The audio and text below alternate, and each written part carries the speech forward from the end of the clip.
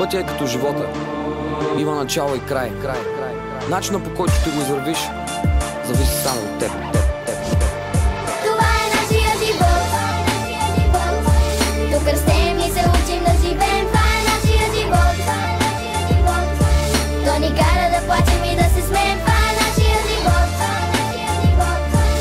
Мечтаем, печелим или губим. Това е нашия живот. Не можем съдбата да си купим. Това е нашия живот. Дъвки турбо ера на компютърните зали. Израснах в малък град с претъпкани квартали. Деца по улиците, детски дискотеки, площадките пред блока и видеокасети. Училище на смени, бягахме от час, дърпахме момичетата от съседния клас. Мислехме, че няма толкова готини като нас. Колата на бащата, подавахме и газ. Ледените сокчета, топката във двора. Голямо междучасие, бой в коридора. Лятната ваканция, първата любов. Лагери на Равда, на екс един пищов. Не мислехме за кинтите, винаги не стигаха. Куките ни джобеха, не знам защо не спираха. Родителите ни тревога имаха, безгрижните години минаха. Това е нашия живот. Тук растем и се учим да живеем. Това е нашия живот. То ни кара да плачем и да се смеем. Това е нашия живот.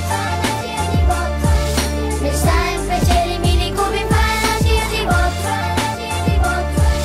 Не можем съдбата да си купим. Това е нашия живот. Нощите, купони и студентския живот. Сварката навързано, четворката белот. Бири в неделя, мажехме фили. Разхвърлена квартира, правили се бъркоти. Трябва да работиме сами, да се оправяме. Някой от компанията да тръпне, се надяваме. Партитата свършиха, изпитите минаха. Някои от нас даже вече си отидоха. Само да се разболеш, пътник. Полицай те спира и се чувстваш като престъпник. Много мои приятели напуснаха държавата. Казват, че са си намерили нормална работа. Въпреки това обичам силно земите ни. Не искам в други граници да си прекарам дните ми. Толкова са простички нещата. От малки знаят ги децата. Това е нашия живот. Тук растем